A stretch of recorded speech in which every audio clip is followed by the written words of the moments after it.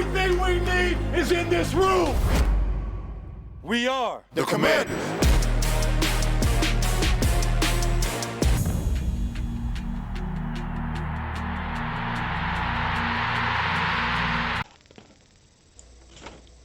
Action.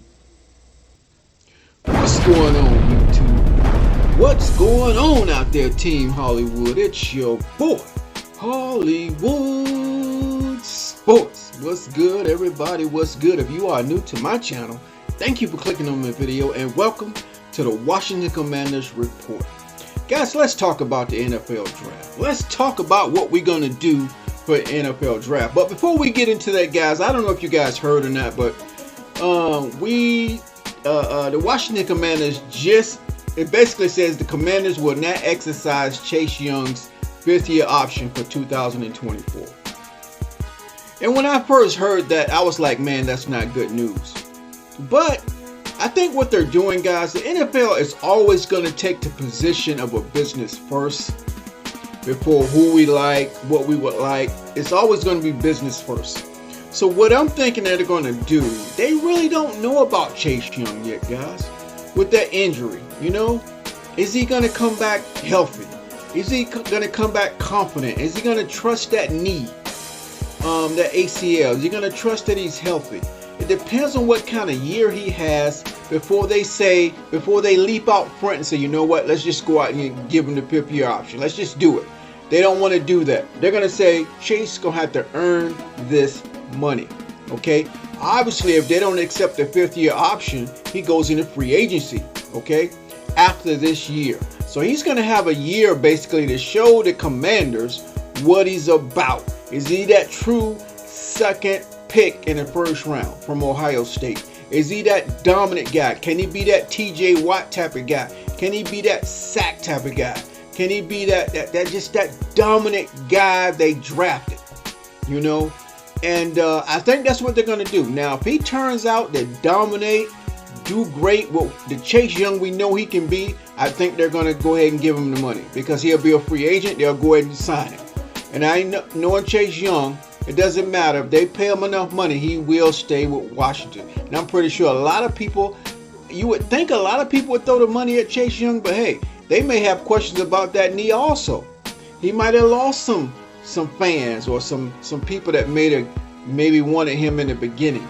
So I think they're going to make Chase Young earn that money, and it makes sense, guys. It's a business decision. It makes sense business-wise, because if he proves himself, fine. But if he don't, they can say, you know what? I'm glad we didn't spend that money, right, on that 5th-year option. So Chase Young got a whole year. He can say, I'm going to earn it. I'm going to show y'all what I'm all about. He can carry that chip on his shoulder. Y'all ain't going to give me my 5th-year option. Let me show y'all what y'all better do, because I'm going to be a free agent, baby. And people going to be throwing that cash at me because I'm going to bring y'all this kind of year that I know I can bring. So that excites me. He's going to have a chip on his shoulder. He's going to come out showing that who he is, proving who he is. And I think he's going to have a great season, guys. They keep talking about Montez Sweat. But guys, they got to keep both of those guys, man. It doesn't make sense to me to draft the best players you can to build a great roster when you can never keep them. I know they increased the salary and all that, but there's just so many things to do, guys. They wasted money on Carson Wentz. I don't know how that situation, did they get their money back? Do they still have to pay him? I don't know. Do they have to pay him a certain amount of years because of the guarantees or what? You see, they made a bad decision on Carson Wentz. Okay, we got to get past that. It's done. Okay, that's about Chase Young. But let's talk about the draft. We got the 16th pick in the 1st round. We got the 47th pick in the 2nd round.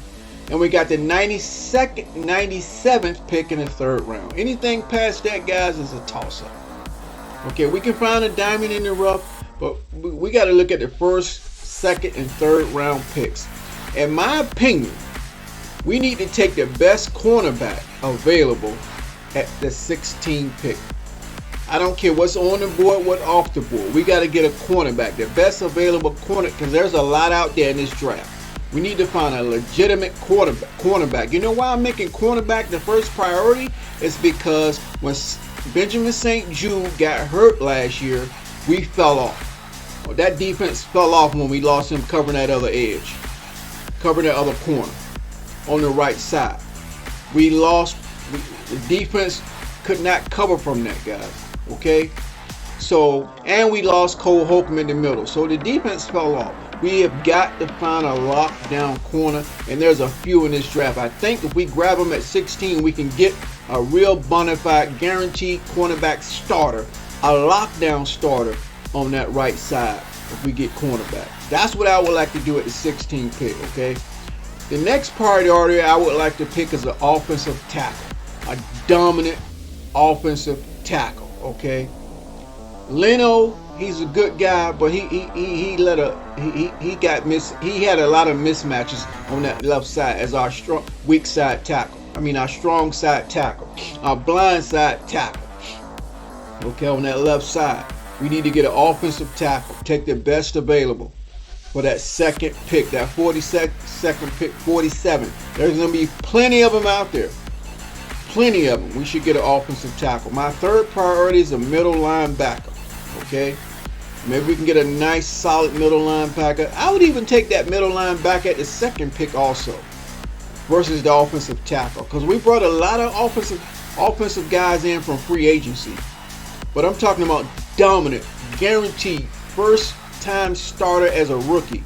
We need that kind of offensive tackle. There's a lot out there, guys. They're really good ones. They got quick feet, big size, got the agility, the whole package. Can run block, can pass block. That's what we need. Even though we have a lot of we always have problems with our offensive tackles, guys. I was thinking about tight end for a second. Okay, well, we need that middle linebacker, guys, and but either that offensive tackle or that middle linebacker, I wouldn't mind. We get the best available in that second pick, and then that third pick has got to be one that we didn't get, the offensive tackle or the middle linebacker. Okay. We have enough tight ends, guys, but we need, I don't think Logan Thomas is a good one. I think he'll be a lot healthier this year and more productive this year, but we need that dominant, big size, 6'5", 6'6" tight end, okay? Dominant.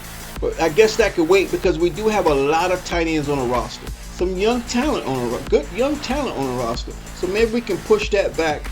But those are no, I take that back. We need a safety. We need a good, bona fide, good safety. Okay? A free safety or a strong safety, but we need a safety. Okay? That's my priorities, guys. But that first pick, I want to go out and get that cornerback. The second pick, middle linebacker, offensive tackle. And then in the fourth round, we have the 118th pick. Again, you can find some good players. If the scouting team is good enough, you can find a diamond in the roughs, guys. But those are my priorities, guys. We need a good, solid corner. We need a good offensive tackle. And we need a middle linebacker or a safety. Especially that middle linebacker now that Cole Holcomb's gone. You know, we're going to rely a lot on Jamin Davis. I think they brought a few people in from free agency. But yeah, man. So things are up in the air, but we got to find these great players in the draft. Okay, you know, let them go play on their rookie deal before we have to pay them any money. You know, stuff like that. But that's all I have, guys. I want to talk about Chase Young. This is going to be his year. This is going to be his qualifying year. This is going to be his where he can prove who he really is. You know, he had a great rookie year. Came back the next year, got hurt. Came back the third year. You know, almost at the end of the season, played a few games. You can tell he was favoring that knee. Really didn't. He still played well, got a little few pressures and stuff. But this is where they want to see him shine in this year. Whether he gets that contract in free agency, okay, that long-term contract, and it's going to be big money. And Washington don't have a lot of money anyway, guys. They still got to sign Montez Sweat, okay. They got Jonathan Allen done. They got Deron Payne done. They probably got to get a few other guys done, okay?